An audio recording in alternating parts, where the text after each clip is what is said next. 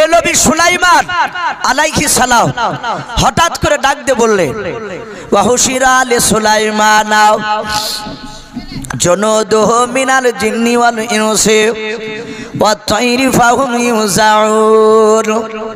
নবী সুলাইমান আলাইহিস সালাম বাবা জিন আর মানুষ আর পাখিদের দিকে লক্ষ্য করে ডাক দিয়ে বলেছিলেন ওরে জিন মানুষ পাখিরা শুনে নাও, শুনে নাও, আমি সফর করতে যাব, ভ্রমণ করতে যাব, বলো তোমরা আমার সঙ্গে ভ্রমণ করতে যাবে কিনা?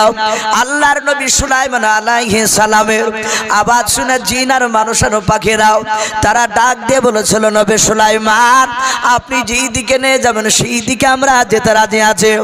আল্লাহর নবী বলেন তাহলে চলো আমার সাথে ভ্রমণ করতে ঘুরতে চলো, বলে চলো। আল্লাহর নবী সুলাইমান এবার বাপজি বাতাসকে হুকুম করলেন ওরে বাতাস চল তুই আমার সিংহাসন খানা আকাশ পথে উড়ে নিয়ে চল। বাতাসে এত বড় বিশাল সিংহাসন খানা নিয়ে বাবা সোজা আকাশ পথে বাপজি উড়ে যেতে যেতে যেতে যেতে যেতে যেতে যেতে বাবা সুলাইমান যে জায়গায় বাপজি নামবেন তাকালেন কয়েক কিলোমিটার দূর থেকে বাবা দেখলেন ওই ময়দানে এক নাই দুই নাই বাবা হাজার হাজার বাপজি পিঁপড়া ছিল, বলুন আলহামদুলিল্লাহ। নবী সুলাইমান বাতাসকে লক্ষ্য করে বলেছিল বাতাস ওই দেখ ময়দানটা দেখতে পাচ্ছিস? বলে হ্যাঁ, ওই ময়দান আমার সিংহাসন খানা নামিয়ে দিবে। সুলাইমান বলে আমি যাহাতে ইশারা করলাম হঠাৎ করে পিঁপড়ার দিকে তাকে দেখলাম কয়েক লক্ষ নাই কোটি কোটি পিঁপড়া ওই ময়দানে ছিল বাবা। কোরআন শরীফের সাথে কথা হাত্তা ইযা আতাও আলা ওয়াদিন নামাল, আরবিতে বাপজি পিঁপড়াকে আপনার নামলাতুন বলা হয়। নামলাতুন মানে হচ্ছে পিপিলিকা। ওই লক্ষ লক্ষ বাবা কোটি কোটি বাপজি পিঁপড়ার মধ্যে থেকে বাবা একটা পিঁপড়া হঠাৎ করে নবী সুলাইমানের সিংহাসনের দিকে তাকালেন। সুলাইমান বলেন আমি পিঁপড়ার দিকে তাকালাম আর দেখলাম পিঁপড়া আমার দিকে তাকানোর পর যেন কি যেন গুনগুন করে বললাম। সুলাইমান বলে আমি সিংহাসন নিয়ে নামতে নামতে দেখলাম সমস্ত পিঁপড়ারা বাপজি গর্তে চলে গেল হুড় হুড় করে, মাত্র ওই একটা পিঁপড়া যে পিঁপড়াটা আমার দিকে তাকালছিল আকাশের দিকে চেয়েও তার প্রজাদেরকে হুকুম করলো সব প্রজারা পিঁপড়ারা চলে গেল আর আমার দিকে তাকিয়ে পিঁপড়াটা যে কথা বলছিল ওই পিঁপড়াটা শুধু একাই দাঁড়িয়ে আছে, বলুন আলহামদুলিল্লাহ। এরা সবাই বাপজি সুলাইমান সিংহাসন থেকে বাপজি একাই সুলাইমান নামলে, নামার পরে তখনও তার সৈন্যদেরকে হুকুম করেনি। সুলাইমান নিচে নামার পর দেখছেন একটাই পিঁপড়া আছে শুধু ময়দানে। সুলাইমান পিঁপড়াটাকে ডান হাত দিয়ে ধরলেন, বাম হাতে তালুতে রাখলেন, রাখার পর বললেন পিঁপড়া কি ব্যাপার? হে আমি নামছিলাম তুই আমার দিকে তাকিয়ে এই পিঁপড়াদেরকে কি বললি আর পিঁপড়ারা তারা গর্তে চলে গেল? পিঁপড়ার ভাষায় নবী সুলাইমান কথা বলছেন, বলুন আলহামদুলিল্লাহ। আল্লাহ রসুল বলছেন গোটা পৃথিবীর মধ্যে যত নবী রসুল আল্লাহ পাঠিয়েছে মাত্র দুটো নবী রসুল গোটা পৃথিবীর মাখলুকাতের কথা বুঝতে পারতে এবং বলতে পারতে। সেই দুটো নবী মুহাম্মদ সাল্লাল্লাহু আলাইহি ওয়াসাল্লাম বলছেন আমি রসুল একটা আর দ্বিতীয় আমার সুলাইমান ভাই, বলুন আলহামদুলিল্লাহ। এরা সবার কথা বাপজি বুঝতে পারতে। পিঁপড়াকে বলছে পিঁপড়া বল, আর পিঁপড়ে বলছে হুজুর আপনি আমার কথা বুঝতে পারছেন? এটা আপনি বলতে তো পারছে? বলে আমি সব কথা বুঝতে পারি, বলতে পারি। বলে বল তুই তোর প্রজাদেরকে কি বললি? পিঁপড়া বললেন নবী সুলাইমান আপনি এই সিংহাসনে নিয়ে এসেছেন সৈন্য? বলে হ্যাঁ। ওগো নবী আপনি বড় বিশাল বাদশাহ, আপনি একজন নবী? বলে হ্যাঁ। বলে এই সিংহাসনে যত লোক আছে সব আপনার নেতৃত্ব মানে তো? বলে হ্যাঁ মানে। এরা সবাই আমার কথা শুনে। পিঁপড়া বলল এখানে যত পিঁপড়া আছে এই ময়দানে কোটি কোটি পিঁপড়ার মধ্যে আমি নেতৃত্ব দান করি, এরা সবাই আমার কথা মেনে চলে, বলুন আলহামদুলিল্লাহ। এই যে পিঁপড়াটা নবী সুলাইমানের সাথে কথা বলছিল ওই পিঁপড়াটা বেটা ছেলে না মেয়ে ছেলে? তাও আল্লাহ কোরআনে বলেছে ওয়াকালাত শব্দ ব্যবহার করেছে। এই পিঁপড়াটা বাপজি আপনার ছিল মেয়ে পিঁপড়ে। পিঁপড়াটা বলল আমি রানী এখানকার, বলে নবী সুলাইমান, আপনার এত বড় বিশাল সিংহাসন নামছে, আমি বুঝতে পেরেছি গতি দেখে। আমি আমার পূজাদেরকে বললাম তোমরা গর্তে চলে যাও। বলে কেন? বলে নবী সুলাইমান, আমরা সবাই 24 ঘন্টা শুনে নেন, আমরা আল্লাহর তাসবিহ পাঠ করে বলুন সুবহানাল্লাহ। আল্লাহ কোরআন পাকে বলেছেন ইউসাবিহু লিল্লাহি মা ফিস সামাওয়াতি ওয়া মা ফিল আরদ। আমরা আল্লাহ বলেন আসমান জমিনের ভিতরে যত আমার মাখলুকাত রয়েছে সমস্ত মাখলুকাতরা আমার তাসবিহ পাঠ করে। ওই পিঁপড়া রানী ডাক দিয়ে বলেছিল নবী সুলাইমান, আপনার এত বড় বিশাল সিংহাসন খানাও পৃথিবীর মধ্যে শুনে না, আমাদের মনে হয় আপনার সিংহাসনটা বড় হবে। ওগো নবী সুলাইমান, এই সিংহাসন কেন আমি একাই দেখতে পেয়েছি আর অন্য প্রজারা কেউ দেখতে পাই নাই। আমি তাদেরকে গর্তে যাওয়ার বলার একটাই কারণ গো নবী সুলাইমান, তারা যদি গর্তে না যায় আপনার সিংহাসন খানার দিকে ফাল ফাল করে তাকে থাকতে গিয়েও হয়তো আল্লাহর তাসবিহ থেকে তারা বিরতি হয়ে যাবে, বঞ্চিত হয়ে যাবে, তারা তাসবিহ হয়তো বন্ধ করবে। এই কারণে আমি তাদেরকে গর্তে যেতে বললাম, ওরা আপনার সিংহাসনও দেখতে পাবে না, আল্লাহর তাসবিহ থেকে বঞ্চিত হবে না। বলুন সুবহানাল্লাহ। বেশিরভাগ উলামারা লিখেছে পিঁপড়ার এই কথাটাকে আল্লাহ পছন্দ করে কোরআনে ওই পিঁপড়ার নামই সূরা পাঠিয়েছেন। বলুন আলহামদুলিল্লাহ। এই সুলাইমান পিঁপড়ার সাথে যাই হোক কথা বলার পরে পিঁপড়াটাকে বাপজি ডান হাত দিয়ে ধরে আবার মাটিতে রেখে দিলেন। পিঁপড়াটাকে যাহাতে মাটিতে রেখেছে আর পিঁপড়ে বলছে নবী আপনি আমাকে ফেলে দিলেন? বলে না তো। বলে হুজুর আর একটু তোলো। বলে কেন?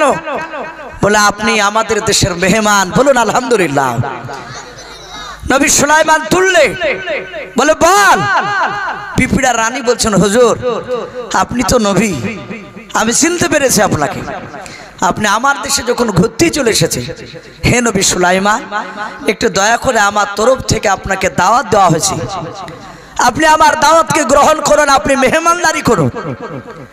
সুলাইমান দেখলেন মেহমান আমি এখানে এসেছি, এর দাওয়াত যদি গ্রহণ না করে তাহলে গুনাহ হবে। উলামারা এটা জানে, কিন্তু বাপজি আলেমদের আমাদের দোষ বেশি। যদি না খাই, যদি বলে ভাই তো দেন, যখন খাইতে যখন বলছেন এই এক আধ পিস খাই, মানে জানে যে দাওয়াত গ্রহণ যদি না করি তাহলে এটা অন্যায়। নবীদের সুন্নাত, নবীরা বাপজি দাওয়াত গ্রহণ করতেন। বলুন আলহামদুলিল্লাহ।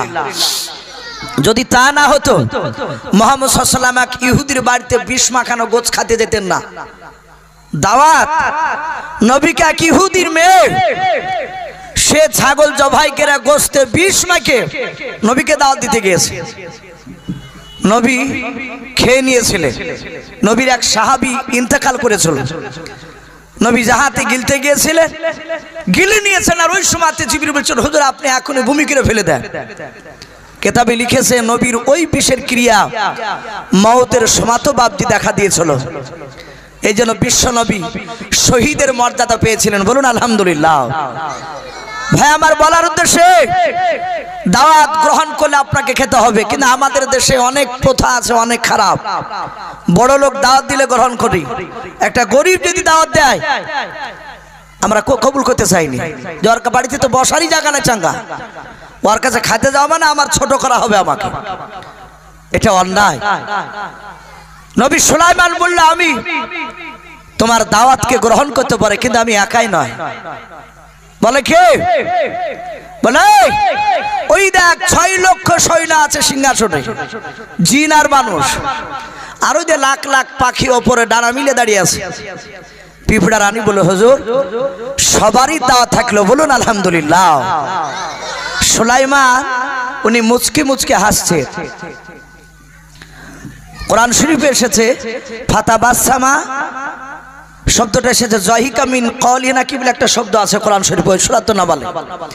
সুলাইমান আলাইহিস সালাম এমন ভাবে হাসলেন যে তার মুখের জয়হিক দাঁতগুলো, আরবিতে বাপজি দাঁতে নাম আছে, সানিয়া উলিয়া, সানিয়া সুফলা, রুবিয়া, আনিয়া, জয়হি, আপনার তয়হিনে ভাবে আছে।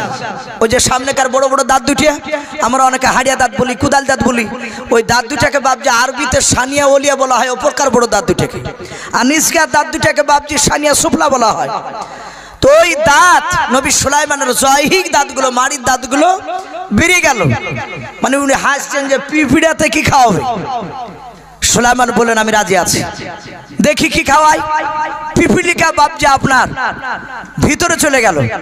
গর্তে যাওয়ার পরে তার প্রজাদেরকে বলল টিড্ডি ভাজা করে নিয়ে আয়।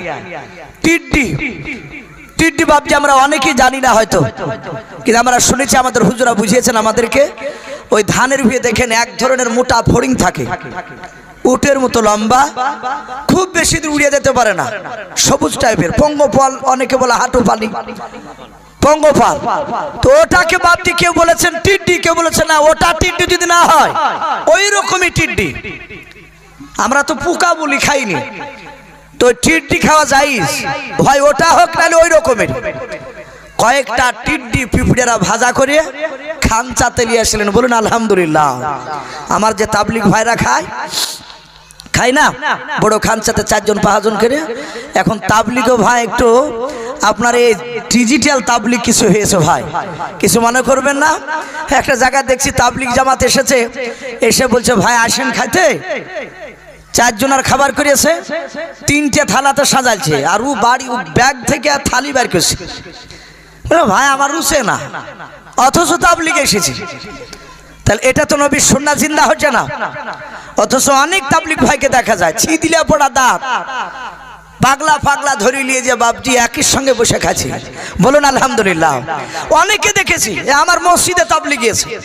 আমি যে মসজিদে বাপজি গ্রামে বেরিলিতে বন্দি করে বাপজি ঝামেলা, আপনাদের দোয়া একটা মসজিদ বাপজি উলামে দেওবন্দি তৈরি করা হয়েছে, যে তাবলিগ নিয়ে যখন ঝামেলা তাবলিগই কাজ চলবে। তো প্রায় 1 মাস 2 মাস অন্তর আসে, তো তাবলিগদের সাথে বাপজি কথা বলি। তো মাঝে জোহরের সময় গেলে ওনারা খেতে বসলে, অনেকে তো চিনে, প্রায় তাবলিগের লোক গেলেই বলে ইসু হুজুর এখানে আপনার বাড়ি, বলে হ্যাঁ। তো না খেয়ে ছাড়বে না। তো দেখেছি যে খাওয়ালে তো খাওয়াতে তো হবে, মেহমান এসেছে। তো যাই একাধবার হয়তো ওনাদেরও আমি চেষ্টা করি আপন করার। তো ওনাদের সাথে খাবার খেতে গেলে আমি একদিন দেখেছি তো একটা লোক আপনাদের আমতলার দিকের জামাত গিয়েছে, এই দুর্লভপুর নওদার কয়েকটা গ্রামের লোক এখানে বাপজি জমা হয়েছে, 13টা লোক। তো একটা লোক দেখছি বাপজি মুখে দাঁড়িয়ে আছে, কিন্তু সোজা সাপটা পাগলা টাইপের, হুটস মোটা টাইপ। ও কতদিন যে দাঁত কষলায়নি, তেঁতুলের বিচির মতন হয়ে আছে। তা আমির সাহেব ওর বাসনে নিয়ে আমু বসেছি খেতে, ওকে ডাকলো, দেবু এসে বসে খাওয়ার পরে তখন বলছে যে দাঁতন করতে হবে, দিয়ে দাঁতন দিল। আমি যে ভাই এওলি এসেছে, তাহলে কি করবো ভাই, এটাই তো আমাদের কাজ। আমি সুবহানাল্লাহ, এটা হচ্ছে তাবলিগ। আমি অনেককে দেখেছি পরীক্ষা করে, কিন্তু বাপজি ঘৃণা যদি করি তাহলে বাপজি রসুলের সুন্নাত আর জিন্দা হবে না। তো খানচা থেকে কয়েকটা বাপজি আপনার সে পিঁপড়া টিড্ডি ভাজা করে পিঁপড়াতে নিয়ে এসে বললেন হুজুর, রানী সুলাইমানকে বলছে, রানী পিঁপড়ি, হুজুর আপনি খান, আপনার প্রজাদেরকে খেতে বলো, কিন্তু একটা শর্ত আছে। বলে কি? খাওয়ার আগে আপনি বিসমিল্লাহ বলে খাবেন। বলুন আলহামদুলিল্লাহ। তাফসীরে এসেছে, তাহলে বুঝতে হবে যে বিসমিল্লাহ নবী সুলাইমানের জামানাতেও ছিল, আমার রসুলের জামানায় চালু হয়েছে তা নয়। বিসমিল্লাহ বলে খাবে। নবী সুলাইমান হাসতে হাসতে বললেন অসুবিধা নাই। খেতে লাগলেন। আল্লাহ এত বরকত দিলে, এত বরকত দিলে, ওর সৈন্যরা সব খেয়ে বাপজি ওই টিড্ডি গুলোকে, তার রান ট্যাংগুলো বাপজি খেয়ে ফোরাতে পারে নাই। বলুন না সুবহানাল্লাহ। সুলাইমান সাতাহাতে সেজদায় পড়ে গেল, কারণ ওই যে রহস্য মনে করেছিল, ও হেসেছিল, ডাক দিয়ে বলল, ওগো আল্লাহ আমি অন্যায় করেছি, আমি ভুল করেছি, আমাকে মাফ করে দাও, তোমার কুদরত বুঝা বড় দায়। আল্লাহর কাছে ক্ষমা চাইতে লাগলেন। ভাই যাই হোক, নবী সুলাইমান আলাইহিস সালাম পিঁপড়াকে বললো এবার খুশি? বলে হ্যাঁ। বলে আমি যে কাজে এসেছি সে কাজে করতে দাও। দেখুন একটা উদ্দেশ্য নিয়ে ঘুরতে গিয়েছিল সুলাইমান, জিনেদেরকে বললো জিন তোমরা নেমে চলে যাও। বলে কোথায়? বলে এই ময়দানে 2 ঘন্টা সময় দিলাম, ঘুরে এসো। এই মানুষেরাও, এ পাখিরাও, তোমরাও চলে যাও। সবার জন্য 2 ঘন্টা সময়। 2 ঘন্টাতে ময়দান গোটা ঘুরে এসে আবার সিংহাসনে আপন আপন জায়গায় এসে বসে যাবা। বলে অসুবিধা নাই। সবাই চলে গেল। 2 ঘন্টা পর নবী সুলাইমান জিনেদেরকে ডাক দিয়ে বলল, ওগো জিনেরা, বলো তোমাদের মধ্যে সব জিন এসেছে কিনা একটুখানি বলো। জিনেরা ডান দিকে বাম দিকে সামনে পেছন দিকে বাবা তাকে দেখলেন, সবাই চারিদিকে বাপজি লক্ষ্য করে দেখার পর বলেন হুজুর একটা চেয়ারও ফাঁকা নাই, 3 লাখ জিনেদের চেয়ার সব আমরা বুকিং করে নিয়ে বসে আছি। নবী সুলাইমান এবার মানুষদের দিকে লক্ষ্য করে বলেন, মানুষেরা বল তোরা সবাই কি এসেছিস কিনা? তারা সবাই তাকে বলে হুজুর আমরা চলে এসেছি। একটা মানুষের কেউ ফাঁকা নাই বলে না। সবাই চলে এসেছে বলে হ্যাঁ।